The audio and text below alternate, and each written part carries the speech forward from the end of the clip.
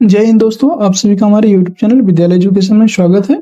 आज हम आपके लिए लेके आए हैं बीपीएससी टीआरई 2.0 के लिए किरण पब्लिकेशन का सामाजिक विज्ञान का जो है आपके लिए प्रैक्टिस शीट लेकर आए हैं। ये भाग 3 मतलब आपको जो भाग 3 आएगा उसमें 80 से लेकर के 150 तक सामाजिक विज्ञान के क्वेश्चन देखने को मिलेंगे और ये सभी क्वेश्चन जो है बेस्ड होंगे एनसीईआरटी और एससीईआरटी बेस पर। जो पैटर्न है उसी पर बेस है और ये इनका आज हम फुल डिटेल सॉल्यूशन करेंगे। तो चलिए शुरू करते हैं। और ये आपका सेट नंबर 4 है। इसके पहले आपके 3 सेट नंबर 3 तक कंप्लीट हो चुके हैं, जिसके आपके 6 वीडियो आ चुके हैं और ये आपका 7वां वीडियो होने वाला है किरण प्रैक्टिस सेट का। तो चलिए शुरू करते हैं आज के इस वीडियो में।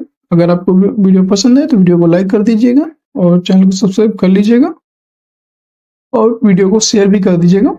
आपकी इस स्क्रीन पे पहला क्वेश्चन है। 71 से हम स्टार्ट करेंगे, 70 तक आपका कंप्लीट कर दो चुके थे। 1857 की क्रांति के संदर्भ में निम्न इनमें से कौन एक सही सुमेलित नहीं है, ये बताना है कि इनमें से कौन सा एक सही सुमेलित नहीं है। तो भीमराव जो है कर्नाटक, सुल्तान बख्श मद्रास, मूलगावल स्वामी पूना, उपयुक्त में से एक से अधिक या इनमें से कोई नहीं। तो ये बताना है कि भीमराव जो थे वो कर्नाटक से मतलब 1857 की क्रांति में नेतृत्व किए थे, एकदम सही। सुल्तान बख्श आपके मद्रास से नेतृत्व किए थे, एकदम सही है। और मूलगावल जो स्वामी थे ये पूना से नहीं किए थे, इसलिए ये क्या हो जाएगा, गलत हो जाएगा। इसका राइट आंसर हो जाएगा मूलगावल स्वामी। नेक्स्ट क्वेश्चन है आपको 72। असहयोग आंदोलन के दौरान बिहार में कृषकों का नेतृत्व किसने किया था? जो असहयोग आंदोलन हो रहा था उस समय बिहार में स्वामी विद्यानंद, राजकुमार शुक्ल, श्री कृष्ण सिंह में से एक से अधिक या इनमें से कोई नहीं। तो असहयोग आंदोलन जो हुआ था उसके समय जो है कृषकों का नेतृत्व जो किए थे वो थे स्वामी विद्यानंद ने ही असहयोग आंदोलन को क्या किया था, नेतृत्व किया था। और यह कब हुआ था? जब ब्रिटिश उत्पीड़न के कारण किसानों ने दरभंगा में दंगा करना शुरू कर दिया तो उन्होंने उनके असहयोग आंदोलन में उनका नेतृत्व किया। और विद्यानंद जो थे भागलपुर में बहुत सक्रिय थे। जो स्वामी विद्यानंद थे ये भागलपुर क्षेत्र में बहुत ज्यादा सक्रिय थे और किसान आंदोलन के नेता के रूप में वह लोगों के बीच आधार बनकर उभरे थे और असहयोग आंदोलन के लिए अभियान चलाते हुए उन्होंने इस किसानों के सवालों के साथ इसको आगे बढ़ाया और उसका नेतृत्व किया। नेक्स्ट 73 नंबर क्वेश्चन है। हड़प्पा संकट से जुड़ा स्थल रंगपुर किस नदी के तट पर स्थित है? रंगपुर की बात करेंगे, ये आपका स्थित है मादर जो नदी है, मादर नदी के तट पर स्थित है रंगपुर। और रंगपुर की बात करेंगे तो ये आपको जो है इसकी खोज की बात करेंगे तो ये इसकी खोज एमएस वत्स ने की थी। किसने? एमएस वत्स ने की थी और इसकी खोज 1932 में हुई थी। ये भी आपको याद रखना है, 1932 में रंगपुर की खोज हुई थी। नेक्स्ट क्वेश्चन है 74। किस समाचार पत्र ने नीमूचड़ा हत्याकांड की तुलना जलियांवाला बाग हत्याकांड से की थी? जो नीमूचड़ा हत्याकांड है उसकी तुलना किसने की थी? वो करने वाले थे रियासत। जो रियासत नामक समाचार पत्र था उसने इसकी जो नीमूचड़ा हत्याकांड थी उसकी तुलना जलियांवाला बाग हत्याकांड से की थी। और ये जो नीमूचड़ा जो नरसंहार था ये हुआ था आपका 14 मई 1925 को हुई था नीमूचड़ा हत्याकांड। और जलियांवाला बाग हत्याकांड कब हुआ था? 13 अप्रैल 1919 को। इसी से इसकी जो है तुलना किया था। नेक्स्ट क्वेश्चन है अद्वैत काल की अनुभूति किस काल में हुई थी? तो अद्वैत काल की जो अनुभूति है ये हुई थी आपकी उत्तर वैदिक काल में। उत्तर वैदिक काल में जो है इसकी अनुभूति हुई और इस काल में वैदिक चिंतन का चरमोत्कर्ष मिलता है और इसका मुख्य जो प्रतिपादन है ब्रह्म ज्ञान और आत्मज्ञान है। नेक्स्ट क्वेश्चन है, इसका आंसर हो गया। Next question 76। 76 में हम बात करेंगे औरंगजेब के समय में किस जाट नेता ने भरतपुर की स्थापना की थी, ये बताना है आपको। तो वो स्थापना करने वाले थे आपके चूड़ामन। जो चूड़ामन थे औरंगजेब के समय, जो चूड़ामन एक जाट नेता थे और उन्होंने भरतपुर की स्थापना की थी। और औरंगजेब के खिलाफ पहला संगठित विद्रोह आगरा और दिल्ली के क्षेत्र में बसे जाटों ने किया था 1688 ईस्वी में। और जो 1688 ईस्वी में है, चूड़ामन ने जाट नेतृत्व की बागडोर संभाली थी और औरंगजेब की मृत्यु तक विद्रोह करता रहा। औरंगजेब की मृत्यु कब हुई तो आपको पता ही है, 1707 ईस्वी में हुई थी औरंगजेब की मृत्यु। नेक्स्ट क्वेश्चन है अपना, और चूड़ामन की स्थापना कब हुई तो ये हुई थी आपकी, ये भी याद रखना, 1700 ईस्वी में, ये भी आपको याद रखना। नेक्स्ट क्वेश्चन है आपका 77, निम्नलिखित में से किस शासक का मकबरा झील के मध्य हुआ था? किस शासक का जो मकबरा है वो झील के बीच में है? बाबर, शेरशाह, अकबर, उपरोक्त में से कोई नहीं। तो जो झील के मध्य में आपका शेरशाह सूरी का मकबरा स्थित है। जो शेरशाह सूरी का मकबरा है बिहार के कहाँ है? बिहार के सासाराम में है, सासाराम में स्थित है। आपको याद रखना, बिहार के सासाराम में इनका जो मकबरा है, एक कृत्रिम झील थी। ये कृत्रिम झील सासाराम में कृत्रिम झील के मध्य में स्थित है। और यह जो है मकबरा इंडो इस्लामिक वास्तुकला का वो एक उदाहरण है। कैसा उदाहरण है? इंडो इस्लामिक वास्तुकला का एक उदाहरण है ये, इनका जो मकबरा है। और इसकी बात करेंगे तो इसका जो वास्तुकार था वो मीर मोहम्मद अलीवाल खान। इसका जो वास्तुकार था इस शेरशाह सूरी के मकबरे के, तो वो था मीर मोहम्मद अलीवाल। नेक्स्ट क्वेश्चन है आपका 78, निम्नलिखित में से किस मुगल सेनापति ने शिवाजी को 1665 में पुरंदर की संधि पर हस्ताक्षर करने के लिए विवश किया था? जो 1665 की पुरंदर की संधि हुई थी वो थी आपकी राजा जयसिंह और शिवाजी जी के बीच हुआ था। जो मुगल सेनापति शिवाजी को जो है मुगलों की तरफ से सेनापति थे राजा जयसिंह, और जो मराठों की तरफ से थे वो शिवाजी, वो 1665 में पुरंदर की संधि करने के लिए विवश किया था, वो था राजा जयसिंह। नेक्स्ट है आपका, चंद्रगुप्त मौर्य ने अपने जीवन के अंतिम वर्षों में एक जैन साधु के साथ दक्षिण भारत चला गया, और उस साधु अर्थात जैन मुनि का नाम कौन था? जो चंद्रगुप्त मौर्य थे वो जिनसे भी जैन धर्म की दीक्षा ली थी वो थे आपके भद्रबाहु से चंद्रगुप्त मौर्य ने अपने जीवन के अंतिम चरण में जो उसके पुत्र के जो पक्ष में थे सिंहासन त्याग कर, जो अपने पुत्र को सिंहासन त्याग करके ये जो है चले गए थे और जैन धर्म की दीक्षा भद्रबाहु से लिया था। ये भी आपको याद रखना है।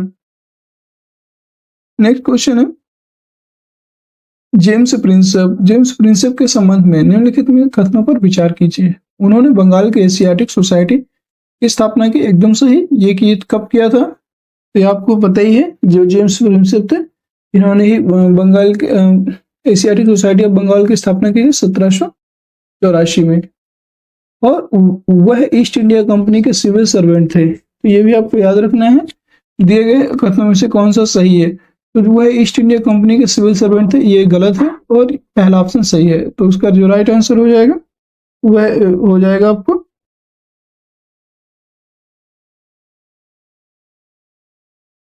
इसका जो राइट आंसर हो जाएगा केवल एक, इसका राइट आंसर हो जाएगा। नेक्स्ट है आपका नेक्स्ट क्वेश्चन है, सॉरी यहाँ पे आपका जो है एशियाटिक सोसाइटी की स्थापना जो है करने वाले थे जेम्स प्रिंसेप नहीं थे, वो थे आपके एशियाटिक सोसाइटी ऑफ बंगाल की स्थापना करने वाले थे विलियम जोन्स। सॉरी यहाँ पे एक वही तो थोड़ा सा कंफ्यूजन हो रहा था। विलियम जोन्स जो थे उन्होंने इसकी स्थापना की थी, यानी कि ये वाला गलत है। और वह ईस्ट इंडिया कंपनी के जो जेम्स प्रिंसेप जो है ईस्ट इंडिया कंपनी के सर्वेंट थे, ये सही है। तो थोड़ा सा आगे पीछे हो गया, इसके लिए सॉरी। आपका राइट आंसर होगा केवल 2। और जो उन्होंने बंगाल की एशियाटिक सोसाइटी ऑफ बंगाल की स्थापना जो है जेम्स प्रिंसेप ने नहीं की थी, वो की थी विलियम जोन्स ने 1784 ईस्वी में। ये आपको याद रखना है। नेक्स्ट क्वेश्चन है 81, हड़प्पा के नगर नियोजन के संबंध में निम्नलिखित कथनों पर विचार कीजिए और सत्य कथन का चयन कीजिए। तो हड़प्पा के शहर प्रायः 2 भागों में विभाजित थे। केवल गढ़ या नगरकोट क्षेत्र की योजना ही बनाई गई थी, क्योंकि यहाँ समाज के कुलीन वर्ग कायम था। ये बताना है आपको। तो इसका जो हड़प्पा सभ्यता के जो शहर थे प्रायः 2 भागों में विभाजित थे, एकदम सही। और यह केवल गढ़ या नगरकोट क्षेत्र की योजना ही बनाई गई थी, क्योंकि यहाँ समाज के कुलीन वर्ग कायम थे। अपने बृहदाकार के कारण मोहनजोदड़ो का स्नानागार बेहद प्रसिद्ध है, एकदम सही। उपयुक्त में से एक से ये बताना है इसमें कौन सा जो है सत्य कथन का चयन करना है। तो हड़प्पा सभ्यता का जो सही कथन है, अपने बृहदाकार के कारण मोहनजोदड़ो का स्नानागार सबसे प्रसिद्ध था और सबसे बड़ा स्नानागार था।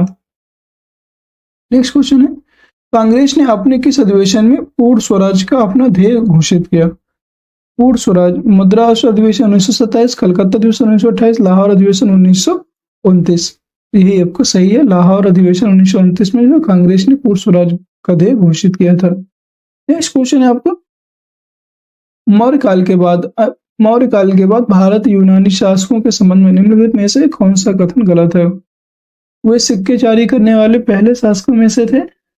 इसका श्रेय स्पष्ट रूप से एक राजा को दिया जा सकता है। ये बताना है, वे भारत में सोने के सिक्के जारी करने वाले पहले शासक थे, ये तो नहीं है और न ही ये है। वे स्थानीय धार्मिक परंपराओं के विरोधी थे, एकदम सही। जो मौर्य थे वो स्थानीय परंपराओं जो है जो मौर्य काल के भारत यूनानी शासक थे वो स्थानीय परंपराओं के विरोधी थे, ये भी एकदम सही है, यही इसका राइट आंसर। नेक्स्ट क्वेश्चन है, किस आंदोलन के दौरान मोहनदास करमचंद गांधी नामक नए नेता ने राष्ट्रीय आंदोलन की बागडोर संभाली? वो जो संभालने वाले थे, तो सबसे पहले चंपारण सत्याग्रह जो है बिहार के किसानों से जो है अंग्रेज जो बगान मालिकों ने एक करार कर रखा था, जिसके अंतर्गत किसानों को अपने कृषि जन क्षेत्र में 3/20 भाग पर नील की खेती करनी होती थी। इस पद्धति को 3 कठिया पद्धति कहा जाता था और ये चंपारण से सबसे पहले शुरू हुआ था। और जो चंपारण के एक किसान थे उनका नाम था राजकुमार शुक्ल। उन्होंने ही क्या किया था, महात्मा गांधी जी को बुलाया था, चंपारण आने के लिए आग्रह किया था। नेक्स्ट क्वेश्चन है, गुप्त वंश के शासनकाल में कौन सा स्थान कला का प्रमुख केंद्र था? गुप्त वंश के जो शासनकाल है उसमें कौन सा स्थान कला का प्रमुख केंद्र था? सारनाथ, अमरावती, एलोरा, उपयुक्त में से एक से अधिक या इनमें से कोई नहीं? तो वो था आपका जो है सारनाथ। गुप्त वंश के शासनकाल में कौन सबसे जो है स्थानीय कला का प्रमुख केंद्र था? वो था सारनाथ। ये आपको वाराणसी में है, वाराणसी में स्थित है सारनाथ, ये भी आपको याद रखना। नेक्स्ट क्वेश्चन है 86, निम्नलिखित में से किस सुल्तान ने सर्वप्रथम ब्राह्मणों से जजिया कर वसूल किया था? ब्राह्मणों से सर्वप्रथम जजिया कर वसूल करने वाला जो सुल्तान था वो था फिरोज शाह तुगलक ने जो है सर्वप्रथम ब्राह्मणों से जजिया कर वसूला था। और फिरोज शाह तुगलक जो है 23 प्रचलित करों को समाप्त किया था और इसके करके इस्लामी शरीयत जो कानून था उसके अकॉर्डिंग जजिया कर को लागू किया था। नेक्स्ट क्वेश्चन है 87, चोल वंश के शासकों की महानता किस कार्य पर आधारित थी? कलाकृतियों पर, श्रेष्ठ शासन व्यवस्था, सार्वजनिक निर्माण, उपयुक्त में से एक से अधिक या इनमें से कोई नहीं? तो जो चोल वंश के शासक थे इनकी सर्वश्रेष्ठ जो शासन व्यवस्था थी इसके लिए जो है ये महानता आधारित थी। ये श्रेष्ठ शासन व्यवस्था के लिए जाने जाते थे चोल। नेक्स्ट क्वेश्चन है 88 नंबर, मुगल काल की वह कौन सी पहली इमारत है जो पूर्णतः संगमरमर से बनी थी? तो मुगल काल की सबसे जो पहली इमारत है हुमायूं का मकबरा, अकबर का मकबरा एवं एतमादुद्दौला का मकबरा, उपयुक्त में से एक से इनमें से कोई नहीं है। इसका जो राइट आंसर है वो है आपका एतमादुद्दौला का मकबरा जो है ये जहांगीर के शासनकाल में बनवाया गया था, जहांगीर के शासनकाल में बनवाया गया था। और जो है यह चतुर्भुज मकबरा है और इसमें जो है बेदाग सफेद संगमरमर से मिलकर के बनाया गया है और इसमें बड़े पैमाने पर संगमरमर का प्रयोग किया गया था। अलंकरण के लिए इसमें इस्लामिक भवनों में पहली बार पितृदूरा जो है फूलों वाली आकृतियों में कीमती पत्थरों एवं बहुमूल्य रत्नों की जड़ावट का प्रयोग किया गया था। पितृदूरा जो है पितृदूरा जो चित्रकला शैली है उसका प्रयोग यहाँ पे देखने को मिलता है। नेक्स्ट क्वेश्चन है 89। निम्नलिखित में से किसने पटना नगर की स्थापना की थी? पटना नगर की बात करेंगे, शेरशाह, अलाउद्दीन हुसैन शाह, इब्राहिम लोदी। उपयुक्त में से कोई नहीं है, उपयुक्त में से एक से अधिक, इनमें से कोई नहीं। वो थे आपके शेरशाह सूरी। शेरशाह सूरी ने जो आधुनिक पटना नगर की स्थापना की थी, जहां उसने अनेक सराय व दुर्गों की स्थापना भी की थी। सराय और दुर्गों का भी निर्माण करवाया था और पटना नगर की स्थापना करवाने वाले कौन थे? वो थे आपके शेरशाह सूरी। नेक्स्ट आपका 90 नंबर। निम्नलिखित में से किस गवर्नर जनरल ने पिंडारियों और पठानों का दमन किया था? पिंडारियों और पठानों का दमन करने वाले जो गवर्नर जनरल थे वो लॉर्ड हेस्टिंग्स थे। लॉर्ड हेस्टिंग्स ने जो है पिंडारी जो है कहाँ के थे? पिंडारी, सिंधिया और होलकर की सहायक सेना में काम करते थे। मराठों का इन्हें संरक्षण प्राप्त था। आगे चल करके जो पिंडारी थे उन्होंने कानून और व्यवस्था से संबंधित जो समस्याएं उत्पन्न की थी उसी के कारण जो है लॉर्ड हेस्टिंग्स ने इनका दमन किया था। नेक्स्ट क्वेश्चन है अलाउद्दीन खिलजी। 91 नंबर क्वेश्चन है, अलाउद्दीन खिलजी ने किस हिंदू शासक को राय रायान की उपाधि दी? तो राय रायान की उपाधि देने वाले थे रामचंद्र देव। अलाउद्दीन खिलजी ने जो है रामचंद्र देव जो हिंदू शासक थे इनको राय रायान की उपाधि दी थी। और ये जो है अलाउद्दीन खिलजी ने जो है द्वितीय देवगिरी अभियान जो चल रहा था उनका 1298 में अलाउद्दीन का सेकेंड देवगिरी अभियान था। देवगिरी अभियान चल रहा था उस टाइम पीरियड में जो है रामचंद्र देव व्यक्तिगत रूप से दरबार में उपस्थित हुआ था। अलाउद्दीन ने उसे राय रायान की पदवी और चंदोवा होता है उसे देकर सम्मानित किया था और 1 लाख रुपए सोने के टके दिए और नौसारी का जिला जो था, नौसारी का जिला इसको भेंट किया था। ये भी आपको याद रखना है। नेक्स्ट क्वेश्चन है 92। अर्थशास्त्र में उल्लिखित सीता अध्यक्ष किस विभाग के अध्यक्ष थे? तो सीता अध्यक्ष की बात करेंगे वो थे आपके कृषि विभाग के अध्यक्ष थे। बिना जोती हुई भूमि को हम क्या आपको सीता अध्यक्ष के जो सीता अध्यक्ष कृषि विभाग से संबंधित थे, इतना आपको याद रखना है। और ये जो है सीता अध्यक्ष जो है राजकीय कृषि विभाग के अध्यक्ष था जो दासों, कर्मकारों और बंदियों की सहायता से राजकीय भूमि पर कृषि करता था। नेक्स्ट आपका निम्नलिखित में से किस दक्षिण मुस्लिम राज्य के अमीरों ने प्रथम बार मराठों को छापामार युद्ध पद्धति के लिए प्रशिक्षित किया? इस दक्षिण मुस्लिम राज्य के जो अमीरों ने प्रथम बार मराठों को छापामार युद्ध पद्धति के लिए प्रशिक्षित किया था, ये बताना है। अहमदनगर के मलिक अकबर, गोलकुंडा के मीर जुमला, गोलकुंडा के मदन्ना। उपयुक्त में से एक से अधिक या इनमें से कोई नहीं। तो वो थे आपके जो है अहमदनगर के मलिक अंबर, जो अहमदनगर के मलिक अंबर थे और इन्होंने ही मराठों को छापामार युद्ध की पद्धति के लिए प्रशिक्षित किया था। नेक्स्ट आपका 94। 6 अगस्त 1942 को जो हजारीबाग जिला के 2 नेताओं को गिरफ्तार किया गया। वे थे हजारीबाग जिला के जो 2 नेता थे उनको गिरफ्तार किया था और वो कौन कौन से थे? तो वो थे आपके रामलाल और देवीलाल, नारायण सिंह और सुखलाल, शिव कुमार और रामानंद, या उपयुक्त में से एक से अधिक या इनमें से कोई नहीं। आपको बताना है ये। इसमें आपको जो है शिव कुमार और रामानंद को जो है यहाँ पर गिरफ्तार किया गया था 6 अगस्त 1942 को। याद रखना है शिव कुमार और रामानंद। नेक्स्ट क्वेश्चन है आपका शेरशाह सूरी के भूमि राजस्व सुधारों के संदर्भ में रे शब्द निम्नलिखित में से किसके लिए है? तो रे शब्द जो है ये था एक रेट चार्ट को इसने क्या कहा था? रे एक तरह का वर्ड है, इसको इसने रेट चार्ट कहा। Rate chart.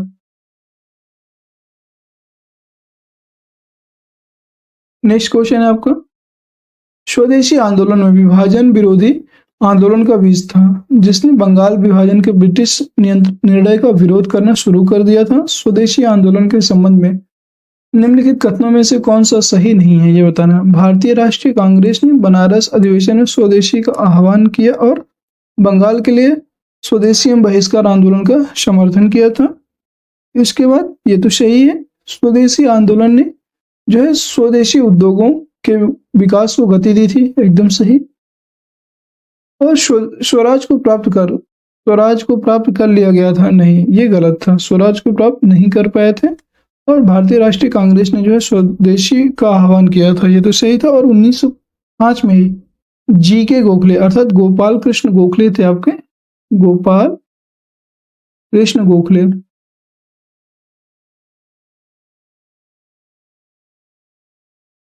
गोपाल कृष्ण गोखले की अध्यक्षता में बनारस अधिवेशन में जो बंगाल के लिए स्वदेशी एवं बहिष्कार आंदोलन का समर्थन किया था, इन्हीं की अध्यक्षता में। नेक्स्ट क्वेश्चन, हम्पी में विजयनगर के भग्नावशेष किसके द्वारा 1800 में प्रकाश में डाले गए? तो हम्पी के जो विजयनगर के भग्नावशेष थे, यह जो है कर्नल कॉलिन मैकेंजी थे, इन्हीं के द्वारा वर्ष 1800 में प्रकाश में डाले गए थे। नेक्स्ट है आपका, भगवान बुद्ध के महापरिनिर्वाण के बाद पहली बौद्ध संगीति हुई थी, ये हुई थी आपकी पहली बौद्ध संगीति आपकी करवाई गई थी राजगीर में, ये इसका राइट आंसर है। प्रथम बौद्ध संगीति का आयोजन हुआ था 483 बीसी में, 483 बीसी। और यह जो करवाने वाले थे वो थे आपके अजातशत्रु, प्रथम बौद्ध संगीति अजातशत्रु ने करवाई थी। द्वितीय जो करवाई थी वो कालाशोक ने करवाया था, ये भी आपको याद रखना है। और इसमें जो है कितने सदस्य थे, तो लगभग इसमें 300 से अधिक बौद्ध भिक्षु उपस्थित हुए थे। और महात्मा बुद्ध के निर्वाण प्राप्त करने के कुछ समय बाद ही इस संगीति का जो आयोजन हुआ था। नेक्स्ट है आपका, कांग्रेस द्वारा पारित पूर्ण स्वराज 1929 के लिए संघर्ष की प्रस्तावना के बाद देश को स्वतंत्रता दिवस मनाया गया। तो कब स्वतंत्रता दिवस मनाया गया था? तो वो था 26 जनवरी 1930 को, 26 जनवरी 1930 को यहाँ पे स्वतंत्रता दिवस मनाया गया था। नेक्स्ट क्वेश्चन है आपका 100 नंबर, खान अब्दुल गफ्फार खान ने उत्तरी पश्चिमी सीमांत प्रांत में शक्तिशाली अहिंसक आंदोलन चलाया जिसे डैश के रूप में जाना जाता है। तो जो खान अब्दुल गफ्फार खान थे, इन्होंने आपका खुदाई खिदमतगार आंदोलन चलाया था, इसलिए इनको इन्हीं को लाल कुर्ती दल, इसी का नाम था लाल कुर्ती दल के नाम से भी इनको जाना जाता है। नेक्स्ट क्वेश्चन आपका 101, निम्नलिखित में से कौन सा सुमेलित युग में सुमेलित नहीं है, ये बताना है। पंजाब हिमालय की बात करेंगे, सिंधु नदी, ये तो आपका क्या है, तो ये आपका सही है। पंजाब हिमालय जो है सिंधु से सतलज तक है, आपका ये सही है। कुमायूं हिमालय की बात करेंगे, सतलज नदी, ये भी सही है। और यहाँ पे असम हिमालय की बात करेंगे, ब्रह्मपुत्र नदी, ये गलत है। असम हिमालय आपका जो है तीस्ता नदी, तीस्ता से ब्रह्मपुत्र तक है, तो यहाँ पे ये गलत है, तीस्ता नदी से शुरू होता है, ये इसका राइट आंसर हो जाए। नेक्स्ट है 102 नंबर, निम्नलिखित में से कौन सा युग्म सही नहीं है, ये बताना है आपको। हरित क्रांति, खाद्यान्न उत्पादन, ये तो सही है। नीली क्रांति, मत्स्य उत्पादन, मछली उत्पादन, सही है। पीत क्रांति जो है इस्पात उत्पादन, गलत। पीत क्रांति है ये तिलहन उत्पादन से संबंधित है। और श्वेत क्रांति से आपको पता ही है दुग्ध उत्पादन से संबंधित है, इसका राइट आंसर जो है पीत क्रांति। नेक्स्ट है आपका अंतरराष्ट्रीय तिथि रेखा कतिपय स्थल क्षेत्रों के समायोजन हेतु कुछ विचलनों के कारण अनुसरण करती है। अंतरराष्ट्रीय तिथि रेखा आपकी जो है ये 180 डिग्री देशांतर का अंतरराष्ट्रीय तिथि रेखा कतिपय स्थलों में के समायोजन हेतु 180 डिग्री देशांतर के विचलनों के साथ अनुसरण करती है। नेक्स्ट है आपका 104 नंबर क्वेश्चन है, बिहार एवं उत्तर प्रदेश राज्यों की संयुक्त सिंचाई परियोजना है, तो यह आपकी गंडक परियोजना गंडक परियोजना जो है ये आपके बिहार एवं उत्तर प्रदेश राज्य थे उनकी संयुक्त सिंचाई परियोजना है। और नेक्स्ट है आपका 105 नंबर क्वेश्चन है कि ग्रीनविच माध्य समय से बेरूत का समय 2 घंटा आगे है। जो ग्रीनविच माध्य है उससे बेरूत का समय 2 घंटा आगे है और लीमा का समय 5 घंटा पीछे है। लीमा एवं बेरूत की देशांतर रेखा होगी क्रमशः, ये बताना है। तो यहाँ पे आपको 2 घंटे और लीमा का समय 5 घंटे पीछे है। तो मतलब ये बताना है कि लीमा और बेरूत की देशांतर रेखा में कितने का अंतर होगा, ये क्या होगी। तो इसका जो राइट आंसर है वो है आपका 75 डिग्री पश्चिमी एवं 30 डिग्री पूर्व। जैसे यहाँ पे है तो यहाँ पे 30 डिग्री क्या हो जाएगी, पूर्व में हो जाएगा और ये 75 डिग्री पश्चिम में हो जाएगा। तभी इन दोनों को जो है इतना अंतर देखने को मिलता है। तभी यहाँ पे 5 घंटे पीछे हो जाएगा और यहाँ पे 2 घंटा आगे। जैसे कि 1 डिग्री बराबर कितना होता है, 4 मिनट। यहाँ पे 75 है तो 75 गुणे 4 करेंगे तो कितना हो जाएगा, 300। 300 मिनट हो जाएंगे। इसका मतलब ये हो गया 5 घंटे। और पश्चिम में है तो पश्चिम में 5 घंटे पश्चिम में हो जाएगा, 5 घंटे पश्चिम में हो जाएगा। यही लिखा हुआ है, 5 घंटे पश्चिम में जाएंगे तो पीछे हो जाएंगे। तो ये 5 घंटे पीछे हो गए। और इसी तरह 30 मिनट है तो 30 गुणे 4 कर देंगे 120 मिनट, ये हो जाएंगे 2 घंटे। 2 घंटे आपके आगे जाएंगे, वही हो जाएगा पूर्व में। कैसे निकालेंगे, 75 डिग्री पश्चिम और 30 डिग्री पूर्व में। नेक्स्ट क्वेश्चन है, जनसंख्या वृद्धि के स्वरूप में कालावधि में घटित क्रमिक परिवर्तन को कहा जाता है। जैसे जनसंख्या वृद्धि के स्वरूप में आपको बताना है कि कालावधि में घटित क्रमिक परिवर्तन को क्या कहा जाता है। जनसंख्या विस्फोट, जनांकीय संक्रांति, जनसंख्या विभव, या उपरोक्त में से एक से अधिक, या इनमें से कोई नहीं। वो आपको जनांकीय संक्रांति, जनांकीय संक्रांति इसका राइट आंसर हो जाए। नेक्स्ट क्वेश्चन है, तुंगभद्रा परियोजना सिंचाई सुविधा एवं जल विद्युत किन राज्यों को प्रदान करती है। तुंगभद्रा की बात करें, आंध्र प्रदेश, कर्नाटक। तो ये जो है इसमें बताना किन राज्यों को प्रदान करती है। तो ये आंध्र प्रदेश जो है, कर्नाटक, यही एक तो सही आंसर है। आंध्र प्रदेश का जो है सिंचाई परियोजना जो तुंगभद्रा सिंचाई सुविधा एवं जल विद्युत परियोजना किन राज्यों को प्रयास करती है। तो ये आंध्र प्रदेश और कर्नाटक दोनों को प्रदान करती है। नेक्स्ट क्वेश्चन है आपका 108, निम्नलिखित में से कौन सही सुमेलित नहीं है। उष्णार्द्र जलवायु, जैरे। इसमें बताना कौन सा जो है सुमेलित नहीं है, ये बताना है आपको। उष्णार्द्र जलवायु, जैरे, ये तो सही है। इसका भूमध्य सागरीय जलवायु, ये है आपका ट्यूनीशिया, ये भी सही है। शीतोष्ण अनुसमुद्री, शीतोष्ण अनुसमुद्री, स्वीडन जलवायु, शीतोष्ण अनुसमुद्री जलवायु की बात करेंगे तो ये स्वीडन में नहीं है, ये इसका राइट आंसर हो जाएगा। निम्नलिखित में से कौन वायुमंडल की परतों का सही अनुक्रम है। निम्नलिखित में से कौन वायुमंडल की परत है उनका सही अनुक्रम है, ये बताना है आपका। वो हो जाएगा क्षोभ मंडल, मध्यमंडल, समताप मंडल या तापमंडल। नहीं, गलत है ये। क्षोभ मंडल, मध्यमंडल, तापमंडल और समताप मंडल, ये भी गलत। क्षोभ मंडल, इसके बाद आएगा फिर समताप मंडल, फिर आएगा मध्यमंडल, लास्ट में आएगा आयन मंडल। यही इसका सही क्रम है। नेक्स्ट है आपका, निम्नलिखित में से किस स्थान पर कोसी नदी जो है गंगा नदी में मिलती है, ये बताना है। कोसी नदी जो है किस स्थान पर गंगा नदी में मिलती है। ये है कुर्सेला, कुर्सेला स्थान है। यहाँ पर आपको कुर्सेला स्थान पर जो है कोसी नदी जो है गंगा नदी पर मिलती है। नेक्स्ट है काल बैसाखी। काल बैसाखी क्या है। तो काल बैसाखी की बात करेंगे, वो है आपका ग्रीष्म ऋतु में पश्चिम बंगाल में चलने वाले आंधी तूफान। जो ग्रीष्म ऋतु है, ग्रीष्म ऋतु में पश्चिम बंगाल में चलने वाले आंधी तूफान को हम काल बैसाखी कहते हैं, यही इसका राइट आंसर हो जाएगा।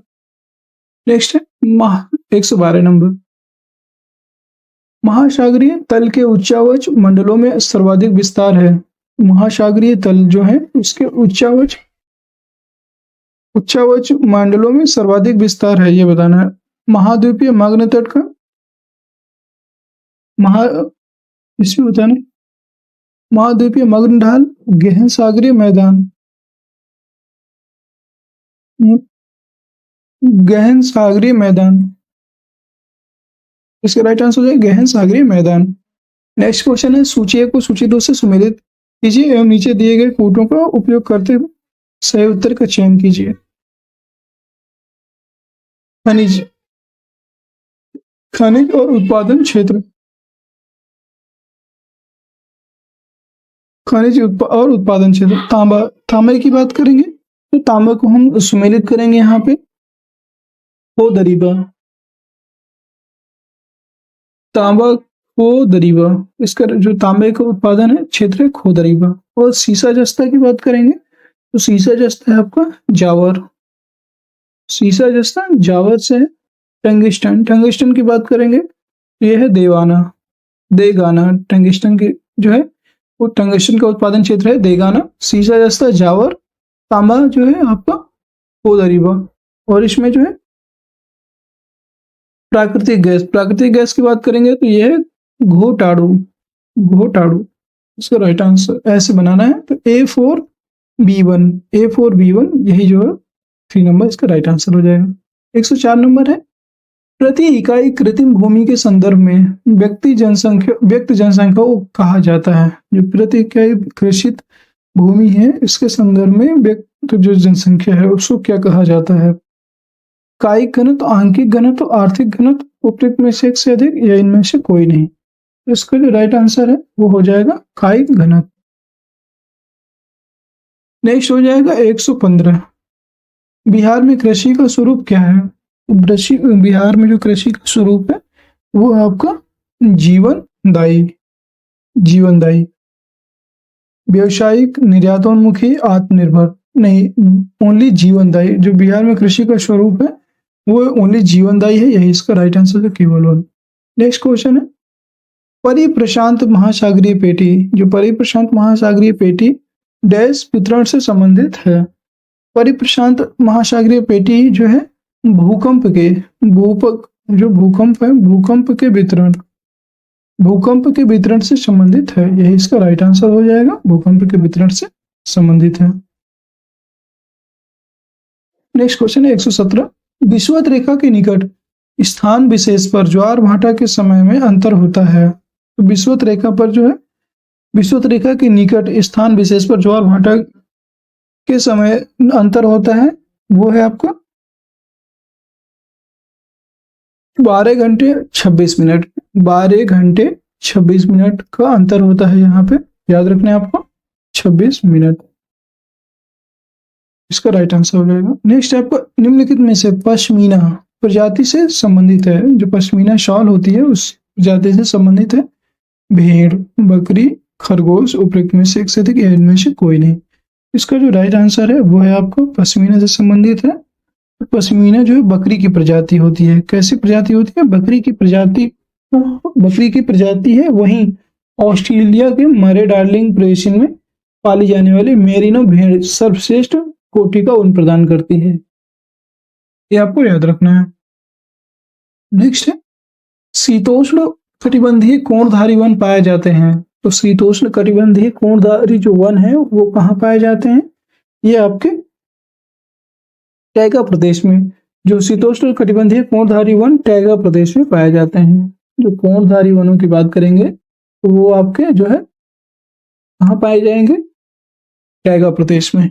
नेक्स्ट है आपका 120 नंबर, निम्नलिखित कथनों पर विचार कीजिए। स्थल मंडल में पृथ्वी की परत की चट्टानें और मिट्टी की पतली परतें शामिल हैं। स्थल मंडल में पृथ्वी की परत की चट्टानें और मिट्टी की पतली परतें शामिल हैं, तो ये तो सही है। यहाँ पे समुद्री जल का स्तर सभी जगह समान रूप से रहता है, तो समुद्री जल जो होता है उसका स्तर सभी जगह समान रूप से होता है, एकदम सही। भूमि की ऊंचाई समुद्र तल से मापी जाती है जिसे एक रूप में लिया जाता है। नहीं, भूमि की ऊंचाई समुद्र तल से मापी जाती है, ऐसा नहीं है। तो इसका जो राइट आंसर हो जाएगा 1 और 2। इसका राइट आंसर हो जाएगा 1 और 2। नेक्स्ट है आपका 121 नंबर, निम्नलिखित कथनों में से सत्य कथन या कथनों को चयन कीजिए। निर्माण, पुल, सड़क, मशीनरी और वाहन मानव निर्मित संसाधनों के उदाहरण हैं। इसमें बताना है ये तो क्या हो जाएगा, सही है। तकनीकी एक मानव निर्मित संसाधन है, एकदम सही। प्राकृतिक पदार्थ तभी संसाधन बनते हैं जब उनका मूल स्वरूप बदल दिया गया हो, एकदम सही। जब हम किसी प्राकृतिक पदार्थ का जो है स्वरूप बदल देते हैं तो वो संसाधन की श्रेणी में परिवर्तित हो जाते हैं। उपयुक्त में से एक से अधिक इसका राइट आंसर हो जाएगा। 122 नंबर क्वेश्चन है, हिमालय के बारे में निम्नलिखित कथनों में से कौन सा कथन सत्य नहीं है। तो हिमालय की बात करेंगे, कौन सा सही नहीं है। यह भूगर्भीय रूप से युवा और संरचनात्मक रूप से मुर्दार बलित पहाड़ है। ये तो आपका जो है क्या हो जाएगा, ये सही है यहाँ पे। और ये बताना है आपको, ये भूगर्भीय रूप से, तो ये जो है भूगर्भीय रूप से युवा एवं बनावट दृष्टिकोण से जो है पर्वत श्रृंखला अर्थात बलित पर्वत पहाड़ है। ये तो सही है यहाँ पे। यह सिंधु से ब्रह्मपुत्र तक पश्चिम पूर्व दिशा में विस्तृत है। ये भी इसका क्या है, सही है। यह सिंधु से ब्रह्मपुत्र पश्चिम पूर्व दिशा में विस्तृत है, ये भी सही है। पूर्वी अर्धभाग की तुलना में पश्चिमी अर्धभाग में ऊंचाई भिन्नताएं अधिक हैं। जो पूर्वी अर्धभाग है उसकी तुलना में पश्चिमी अर्धभाग में ऊंचाई भिन्न है, तय अधिक है, ऐसा नहीं है, ये गलत हो जाएगा। नेक्स्ट क्वेश्चन है, यह इसका राइट आंसर हो जाएगा। बिहार राज्य में गरीबी रेखा के नीचे लोगों की अधिकतम संख्या होने के कारण क्या है। तो बिहार राज्य है, वहां पे गरीबी रेखा के नीचे जो है अधिक लोगों की संख्या होने का मेन कारण क्या है, ये बताना। तो वो है आपका भूमि सुधारों की असफलता, ये भी सही है। राजनीतिक इच्छा का अभाव, ये भी सही। तो इसका भी कारण है मेन श्रमिक वर्ग की अधिक संख्या है, ये भी सही। इसके सभी जो कथन है सही है। इन सभी की वजह से ही अधिक संख्या होने के कारण गरीबी रेखा के नीचे है। गरीबी रेखा वाला जो क्षेत्र है वो ज्यादा अधिक संख्या है गरीबी रेखा की। नेक्स्ट क्वेश्चन है आपका, भारत एक दोहरी अर्थव्यवस्था मानी जाती है क्योंकि यहाँ उत्पादन की पिछड़ी तकनीकी एवं उच्च तकनीकी दोनों का सह अस्तित्व है। ये एकदम सही है। और यहाँ पे नेक्स्ट क्वेश्चन है 125, जब विकास के लाभ समाज के सभी वर्गों तक पहुंचते हैं तो यह दर्शाता है आर्थिक विकास, सतत विकास, समावेशी विकास, उपयुक्त में से एक से अधिक, इनमें से कोई नहीं। तो जब विकास के लाभ जब समाज के सभी वर्गों तक पहुंचते हैं उसे हम कहते हैं समावेशी विकास। और समावेशी विकास की अवधारणा जो है 11वीं पंचवर्षीय योजना में प्रस्तुत की गई थी। और विकास को तब आत्मसात करना होता है जब वह समाज के सभी वर्गों तक पहुंचता है और अवशोषित होता है। नेक्स्ट है 126 नंबर, उष्ण कटिबंधीय सदाबहार वनों के बारे में निम्नलिखित कथनों में से कौन से कथन सही है। ये 200 सेंटीमीटर से अधिक भारी वर्षा वाले क्षेत्रों तक सीमित है उष्ण कटिबंधीय सदाबहार। तो इसका जो है राइट आंसर हो जाएगा आपको, ये तो सही है। इनमें से कौन से सही है ये बताना, ये तो सही है। इन वनों में पाए जाने वाले सामान्य जंतु हाथी, बंदर, लैमूर और हिरण हैं, ये भी सही है। इस जंगल के महत्वपूर्ण वृक्ष आबनूस, महोगनी, शीशम, रबड़, सिनकोना हैं, ये भी सही है। इसके सभी कथन सही है। नेक्स्ट क्वेश्चन है, इनमें से किसने पहली बार यह व्याख्या की थी कि पृथ्वी के अपनी धुरी पर घूमने के कारण प्रतिदिन सूर्योदय एवं सूर्यास्त होता है। ये बताना किसने पहली बार यह व्याख्या की थी कि जो पृथ्वी अपनी धुरी पर घूमने के कारण ही प्रतिदिन सूर्य एवं सूर्यास्त होता है। तो वो थे आपके, सबसे पहले बताने वाले थे आपके आर्यभट्ट।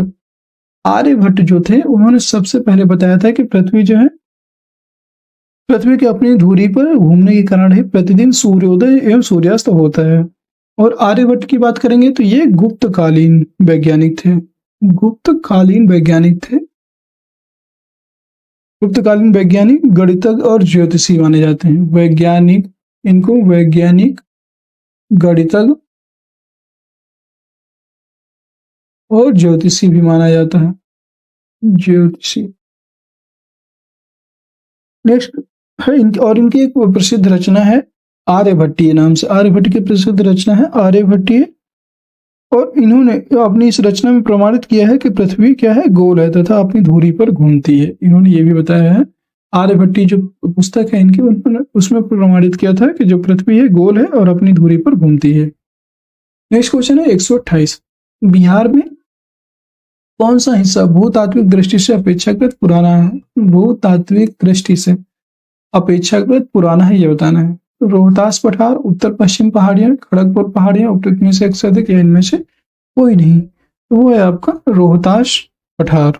रोहतास जो पठार है, बिहार का रोहतास पठार पुरातात्विक दृष्टि से सबसे पुराना है, और दक्कन का पठार जो है बिहार का सबसे पुराना क्षेत्र है, जिसकी अनुमानित आयु लगभग 65 मिलियन वर्ष है। यह भी आपको याद रखना है, 65 मिलियन वर्ष, मिलियन ईयर। नेक्स्ट क्वेश्चन है आपको 129। पृथ्वी से चंद्रमा का केवल एक ही भाग दिखाई पड़ता है, क्योंकि? तो पृथ्वी से चंद्रमा का केवल एक ही पार्ट दिखाई पड़ता है। इसका मेन रीजन है, चंद्रमा का दूसरा भाग केवल दिन में के समय पृथ्वी की ओर रहता है, नहीं। चंद्रमा का दूसरा भाग केवल अमावस्या को पृथ्वी की ओर होता है, ये भी गलत।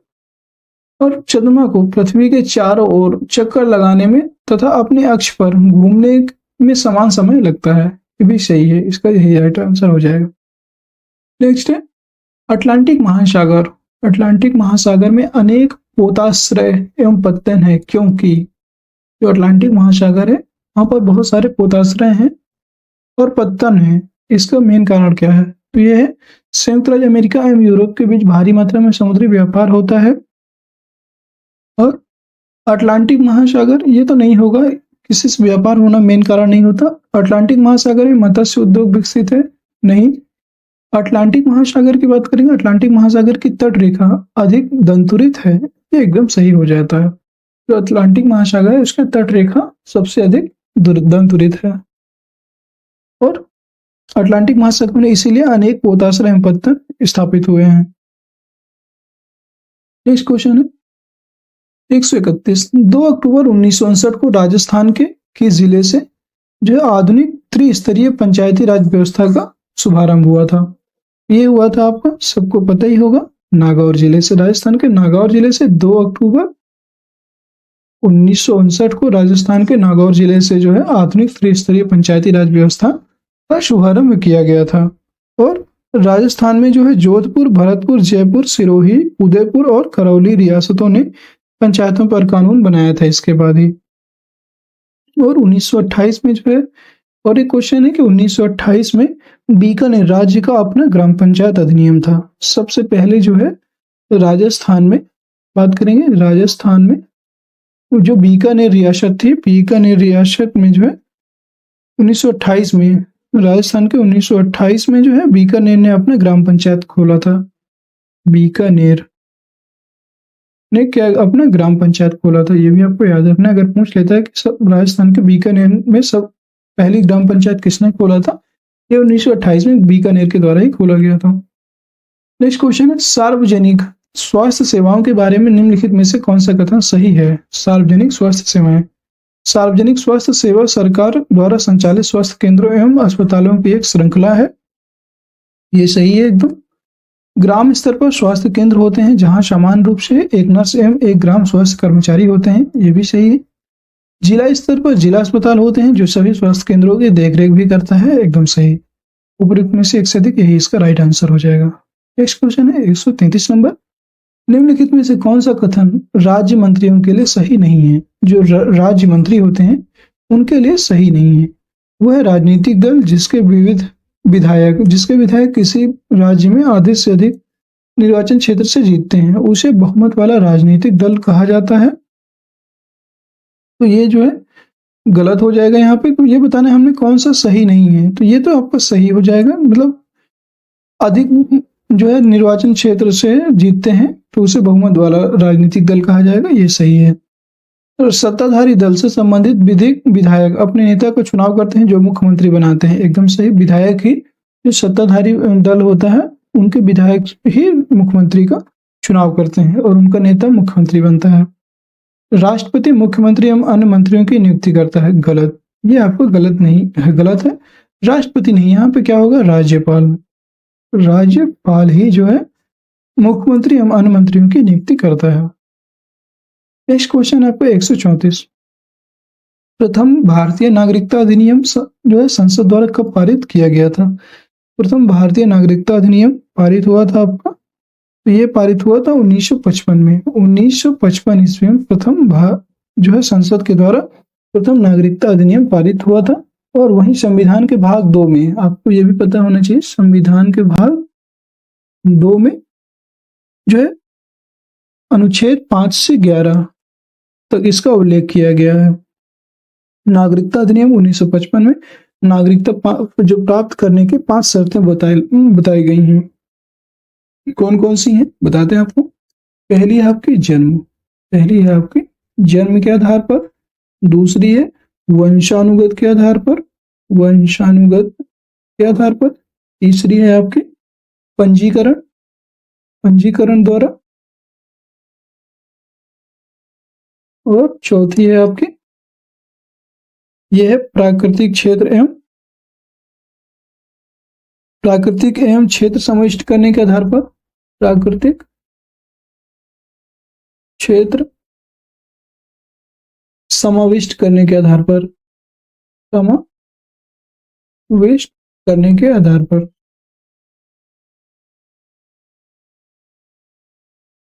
और पांचवी है आपकी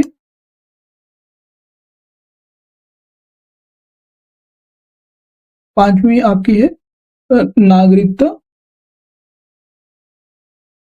प्रावधान। पांचवी में आपके अलग से नागरिकता प्रावधान, नागरिकता संबंधी प्रावधान किए गए हैं। नेक्स्ट क्वेश्चन है आपका 135।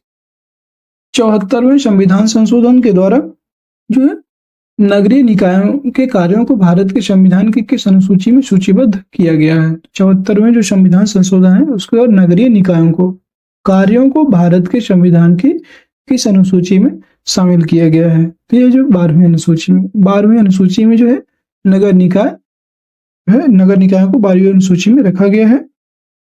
और ये 74वें संविधान संशोधन, 74वें संविधान संशोधन 74वां संविधान संशोधन था उसी के द्वारा ये हुआ था, आपको याद रखना है।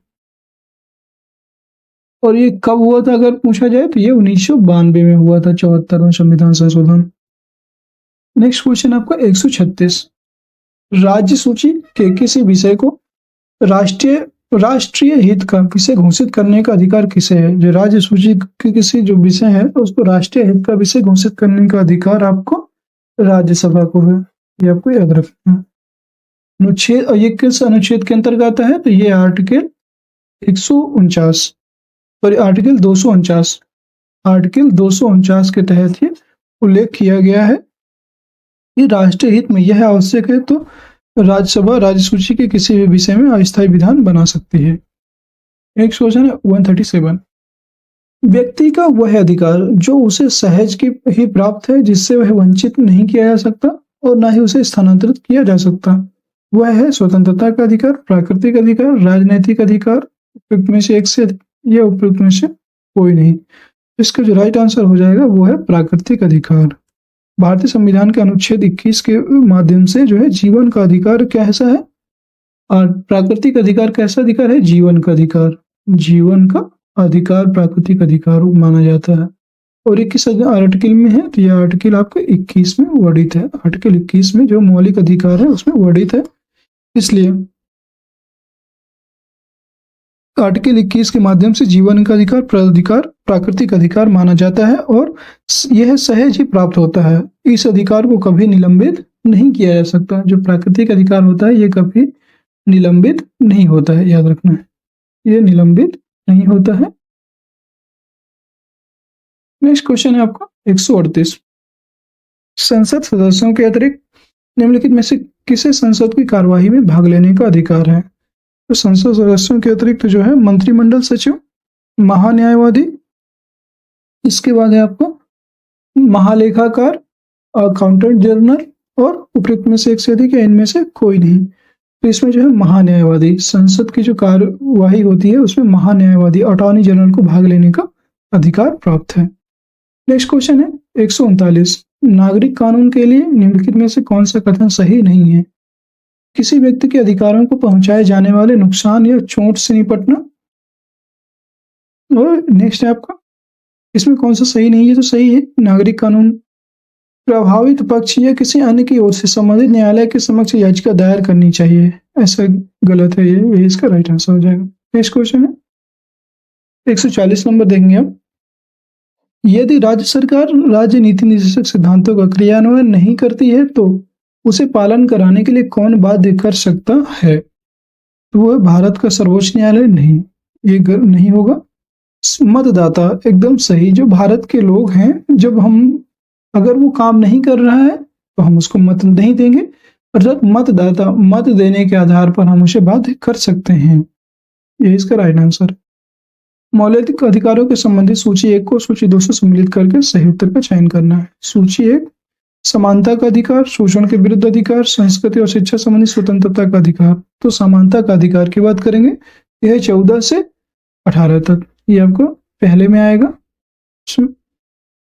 अनुच्छेद 14 से 18 तक समानता का अधिकार है। शोषण के विरुद्ध अधिकार की बात करेंगे, यह है आपका जो शोषण का विरुद्ध अधिकार है, यह आपको 23-24, अनुच्छेद 23 से 24 जो है शोषण के विरुद्ध अधिकार है, दूसरे नंबर पे आ जाएगा। इसके बाद है संस्कृति और शिक्षा संबंधी अधिकार 25 जो है 29-30 जो है संस्कृति और शिक्षा से संबंधित अधिकार है। और स्वतंत्रता जो है इसमें यहाँ पे, और स्वतंत्रता का अधिकार की बात करेंगे तो जो स्वतंत्रता का अधिकार है ये आपको 1922, ये 4th नंबर पे आ जाएगा। तो ऐसे 2-1 हो जाएगा सबसे पहले इसमें। इसका जो राइट आंसर हो जाएगा वो है ये 3-4-2-1। नेक्स्ट क्वेश्चन है, इन तत्वों में से कौन सा तत्व मौलिक अधिकार के अंतर्गत आता है और राज्य के नीति निर्देशक तत्वों के अंतर्गत नहीं आता है? समान कार्य के लिए समान वेतन। ये बताना कि इन तत्वों में से कौन सा मौलिक अधिकार के अंतर्गत तो आता है और राजनीति निर्देशक तत्व के अंतर्गत नहीं आता है। तो ये है आपका जो है समान कार्य के लिए समान वेतन, ये तो आता है।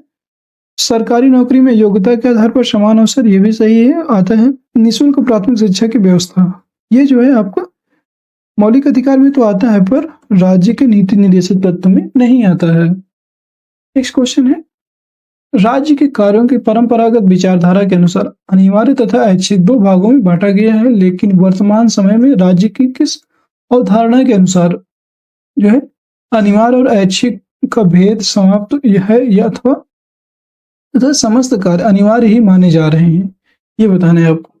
इसका जो है राइट आंसर हो जाए लोक कल्याणकारी राज्य। जो लोक कल्याणकारी राज्य होता है उसी में जो है राज्य के कार्यों के परंपरागत विचारधारा के अनुसार अनिवार्य तथा ऐच्छिक 2 भागों में बांटा गया है, और इसे लेकिन वर्तमान समय में राज्य की किस अवधारणा, यह है जो लोक कल्याणकारी राज्य की अवधारणा है, इसी के द्वारा ही जो है इसी के लोक कल्याणकारी राज्य के अनुसार अनिवार्य और ऐच्छिक का भेद समाप्त है, तो समस्त कार्य अनिवार्य माने जा रहे हैं।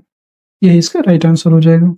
और दोस्तों इतनी आपके लिए मेहनत कर देख रहे हैं आप, लगातार 1 घंटे से आपको बिना कोई डिस्टरबेंस किए, बिना मतलब कोई रिदम बिगाड़े आपको कंटिन्यू क्वेश्चन करवा रहे हैं, जिससे कि अब आपके पास टाइम नहीं है। आप उन टीचर्स को जरूर छोड़ दीजिएगा, या आपको हमारी वीडियो पसंद नहीं है कोई बात नहीं, बट अगर आप उन टीचरों को जरूर छोड़ दीजिएगा जो आपको टाइम वेस्ट करवाते हो।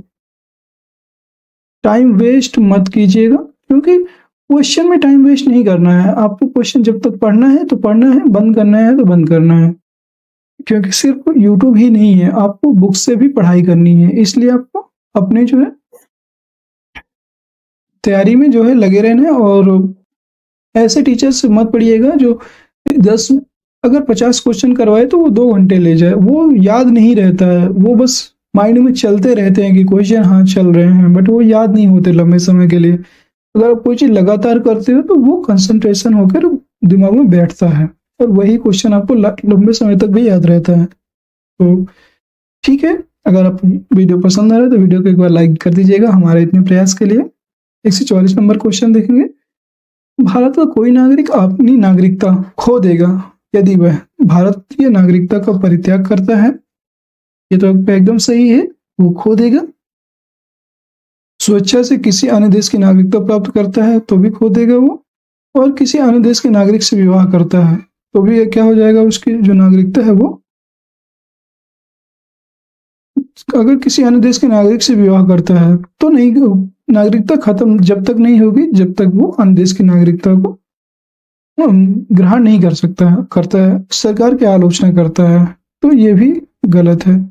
इसका जो राइट आंसर हो जाए केवल 1 और 2। नेक्स्ट क्वेश्चन है 145। 91वें संविधान संशोधन अधिनियम द्वारा राज्य मंत्री परिषद की सदस्य संख्या अधिकतम कितनी हो सकती है? तो 51वें संविधान संशोधन है उसके अकॉर्डिंग जो है विधानसभा की कुल सदस्य संख्या का 10% नहीं, ये तो नहीं होगा। विधानसभा की कुल सदस्य संख्या का 25%, ये भी नहीं होगा। विधानसभा की कुल सदस्य संख्या का 15%, यही इसका राइट आंसर है। जो विधानसभा की कुल सदस्य संख्या है वो 15% होगी। लेकिन यहाँ पर एक अपवाद है, जो दिल्ली विधानसभा है। दिल्ली विधानसभा के अंतर्गत दिल्ली विधानसभा में जो यह जो कुल सदस्य संख्या है विधानसभा की उसमें सिर्फ 10% ही लिए जाते हैं, ये भी आपको याद रखना है। नेक्स्ट क्वेश्चन आपका 146। निम्नलिखित में से कौन सा एक आदेश किसी व्यक्ति को गैर कानूनी ढंग से बंदी बनाए जाने पर उसकी स्वतंत्रता सुनिश्चित करने के लिए उच्चतम न्यायालय द्वारा जारी किया जाता है? वो है आपका जो उच्चतम न्यायालय के द्वारा जारी किया जाता है वो है आपका बंदी प्रत्यक्षीकरण। बंदी प्रत्यक्षीकरण यही सबसे इंपॉर्टेंट, इसी को हम क्या कहते हैं? Habeas corpus.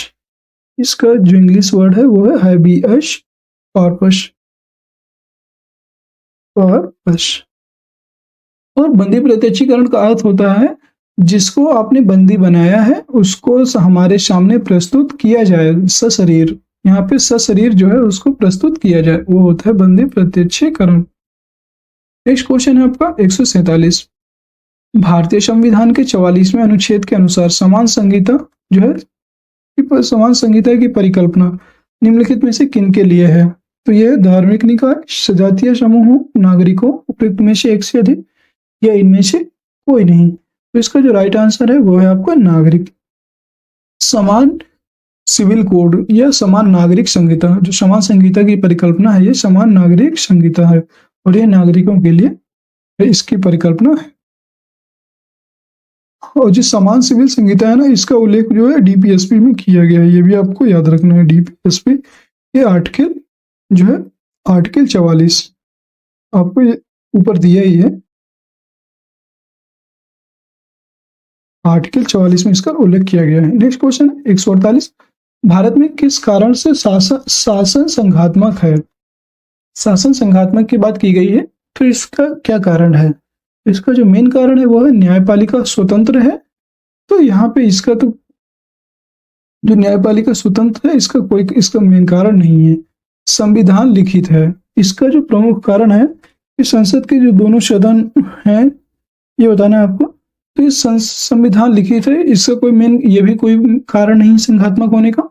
संघात्मक होने का मेन कारण है संविधान में संघ एवं राज्यों के मध्य शक्तियों का जो वितरण किया गया है वो समान किया, मतलब संघ एवं राज्यों में जो के मध्य शक्तियों का जो वितरण है इसी वजह से क्या है ये संघात्मक है। इसी को हम क्या कहते हैं? संघात्मक व्यवस्था इसी को कहा जाता है। और यहाँ पे जो संघ है वो राज्यों से कहीं अधिक मजबूत है, इसलिए जो राज्य हैं संघ से अलग नहीं हो सकते और इसी को हम क्या कहेंगे? संघ। आपने आर्टिकल 1 में पढ़ा होगा, जो आर्टिकल 1 है आपको वो कहता है कि India that will be the union of state. जो मतलब इंडिया अर्थात भारत जो है क्या होगा? राज्यों का संघ होगा। ये मतलब राज्य जो है भारत से अलग नहीं हो सकते, ये संघ है और इसीलिए इसको संघात्मक व्यवस्था के अंतर्गत रखा गया है। नेक्स्ट क्वेश्चन आप 149। संसद की कार्यवाही में शून्यकाल का क्या अर्थ है? तो शून्यकाल के अर्थ की बात करेंगे, संसद जिसमें सदस्यों द्वारा पूछे गए प्रश्नों के उत्तर दिए जाते हैं नहीं। शून्यकाल तो ये आता है आपको प्रश्नकाल के बाद। प्रश्नकाल के बाद 1 घंटे के समय जिसमें कोई कार्यसूची नहीं हो निश्चित रहती है और इसी को हम क्या कहते हैं? शून्यकाल। नेक्स्ट क्वेश्चन आप और आज की क्लास का लास्ट क्वेश्चन है। उम्मीद है आपको 149 क्वेश्चन तक कंप्लीट करने में बहुत अच्छा लगा होगा और ये सभी आपके एग्जाम की दृष्टि से आप देखें कितने बेहतरीन क्वेश्चन है। अगर आप किसी एग्जाम में बैठते हो और ऐसे क्वेश्चन पूछ लेता है, सारे के सारे क्वेश्चन वाकई में बहुत ज्यादा अच्छे क्वेश्चन थे। इससे आपका सारा जो है जीएस कवर हो जाएगा और रिवीजन हो जाएगा एक तरह से आपका। संविधान की किस धारा के अंतर्गत अस्पृश्यता पूरी तरह समाप्त करके इसके प्रचलन का किसी रूप में निषेध कर दिया गया है? तो अस्पृश्यता का बात करेंगे अनुच्छेद 17 जो आर्टिकल 17 है, इसमें जो है आर्टिकल 17 में अस्पृश्यता का अंत किया गया है। भारतीय संविधान के अनुसार जो है आपको जो है पता ही है, जो 17 में है अस्पृश्यता उन्मूलन की बात कही गई थी और इसे जो है दंडनीय अपराध भी घोषित किया गया है। अर्थात अस्पृश्यता को बढ़ावा देना कैसा अपराध है? यह है दंडनीय अपराध, दंडनीय अपराध की श्रेणी में आता है। और दोस्तों आज की क्लास यहीं पे आपकी समाप्त हो जाती है। आपके क्वेश्चन बस 150 नंबर तक ही थे और आपको क्लास कैसी लगी कमेंट सेक्शन में जरूर बताइएगा। अगर क्लास आपको पसंद आई हो तो क्लास को लाइक कर दीजिए, शेयर कर दीजिए वीडियो को, और चैनल में नए हैं तो सब्सक्राइब कर लीजिए, जिससे कि अभी मैं आपको इसके आगे आपके 11 प्रैक्टिस सेट बचे हुए हैं जिसको हम आपके 10 दिनों के अंदर कवर करने की कोशिश करेंगे और ये एग्जाम तक आपके कंटिन्यू चलेंगे। पर डे आपके 2 वीडियो आएंगे, इसके किरण प्रैक्टिस सेट के जो है पर डे 2 वीडियो आएंगे और आपकी जो जीएस की जो श्रृंखला है उसमें भी आपके पर डे 2 वीडियो आपके आएंगे। लगभग मतलब एक दिन में आपके 300 से 400 क्वेश्चन होने वाले हैं, ये भी आपको याद रखना है। तो उम्मीद है आपको ये आज की क्लास बहुत अच्छी लगी होगी। अगर क्लास अच्छी लगी है तो एक बार फिर से लाइक करिए, शेयर करिए और चैनल को सब्सक्राइब करना मत भूलिएगा। आज के लिए बस इतना ही। जय हिंद, जय भारत। आप सभी खुश रहें और सदा आगे बढ़ते रहें।